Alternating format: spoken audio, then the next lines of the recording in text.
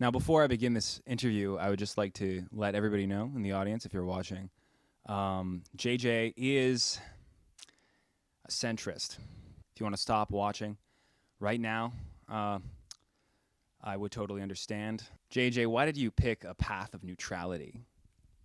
Well, I think of myself as being a sort of moderate conservative person, which I suppose can come off as sort of a form of centrism.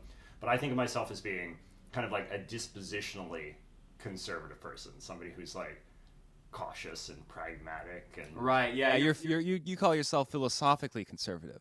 yeah, philosophically conservative, but I think more than that, like temperamentally conservative, which is when you're sort of cautious of sort of extreme solutions, extreme ideologies, sort of like overly ambitious theory as your guiding principle in politics, as opposed to just a kind of a sense of, I don't know, wary skepticism and pragmatism and utilitarianism. Those are kind of traditions I think I associate with, particularly as I get older. You know that Futurama thing, the neutral guys. Why would you choose to make that the guy you're most identified with in media? I think as you get older, you realize that most people that offer more radical or sort of sweeping theories of politics are usually pretty wrong about most things, that they sort of have they put the theory before observed reality. They have a kind of grand theory of the way that things are supposed to be, and then they sort of try to awkwardly sort of shoehorn facts into the theory. And that when the real world turns out to be sort of more complex and nuanced than their theory assumes, they often get in various states of denial. They double down on their extremist theory, and as a result, I think that the things that they have to say about the real lived world become much less accurate and thus much less useful to solving the sort of real world problems that I think politics exists to engage with. You're a homosexual. I have been told that. Yes. What's that all about? I don't know. It's just who I am, I suppose. Gay. If anyone wants to stop watching now, I'd understand.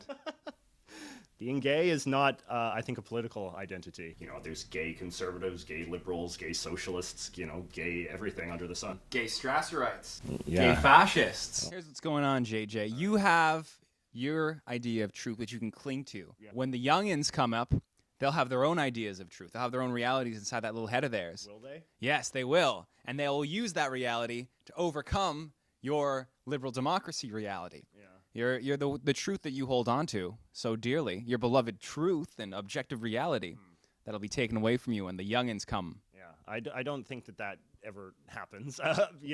When in the 1960s, there was a great deal of sort of youth agitation and youth sort of radicalism, but a lot of them grew up to be relatively, they're the boomers of today, right? That's something that's always worth remembering, right? We sort of scorn the boomers, the generation that was born in the 40s, 50s, and 60s as being this kind of embodiment of kind of a regressive, sclerotic kind of conservative status quo disposition. But these were the people that when they were young, they were all the radicals. They were all sort of the hippies and the anti-establishment type of people. But the process of getting older and adopting adult responsibilities, having a family, owning property, having a 9-to-5 job, and all this kind of stuff, it has a sort of, if it not necessarily makes you conservative in a kind of right-wing sense, it makes you sort of dispositionally conservative and more inclined, I think, to realize the virtue of some of these institutions and perhaps not be quite so quick to blame them and want to tear them down. The problem is you think that history is real as well. I mean, you think that you can learn from the lessons of the past. This moment in time is so unique and special because I want to be unique and special, you see.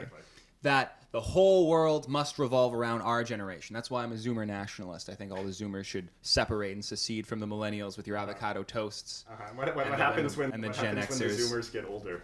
We don't think about that. We have kind of a myopic perspective. Are you afraid of the who's the ones behind the Zoomers? Oh, Gen Alpha? Yeah, I'm fucking terrified of Gen Alpha. Are you kidding me? They're alphas. I think it's important that when you look at the data, you find that a lot of these sort of cliches. I would like to show everybody these Funko Pops that JJ collects. This is the degeneration of the modern man. Look at this Wario and his little siren head doll over there and his Babam Mario Pikachu. It's a lot of Where is your culture, Western man? Huh? So, explain that, huh? Where's your culture? a lot of the stuff that's on my shelf is it's not frivolous toys. Those are like things that I've collected on my travels around the world. A lot of them are souvenirs and folk art and handicrafts and things. It's Yeah. Capitalism at its finest. And also the lack of culture in the West. That's an attack from the left and the right simultaneously.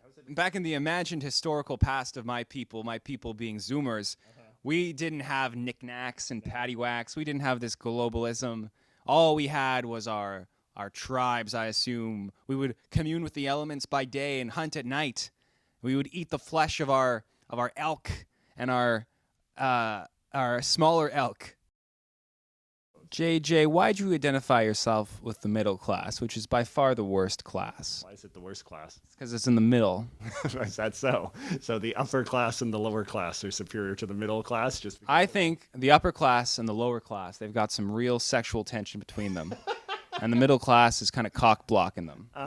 Squeeze the middle class. Well, I mean, that's what a lot of these sort of politicians would argue is happening right now, is that, you know, you've kind of, well, it's sort of like, I think that the sort of standard right-wing sort of critique you sometimes hear is that the, you know, there's kind of an upper-lower alliance, right? Like there's an elite class that will always be fine because, you know, the system is sort of rigged in their favor. And then there's, you know, the conservatives would say that the lower class is, you know, pampered or whatever, that we have a sort of welfare state that is very attentive to their needs. But, you know, the middle class has sort of been lost in the shuffle, and sort of who's looking out for the middle class. And so that's... I agree with the analysis of the middle class being slowly eroded from both ends. Yeah. I think the same thing is happening with centrism. I think centrists have less and less ground to stand on. You've given me a lot to think about, JJ. I hope so. You know, I came into this interview thinking that I would radicalize you, but I think maybe you've de-radicalized me. Well, that's what I like to hear. It's what I'm here for. I mean, after all of this, would you still say, you know, you feel like you're a centrist?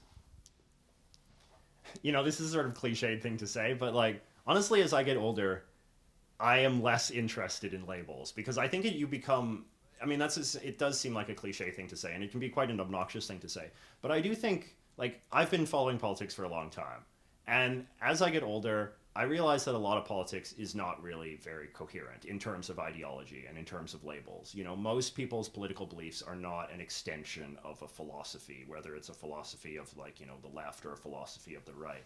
It's just kind of an extension of your personality, your kind of base disposition.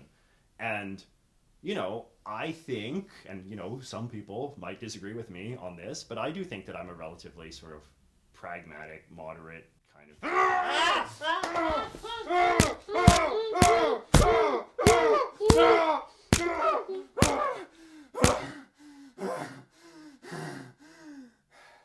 JJ McCullough is dead! I am JJ McCullough now! Hello, friends.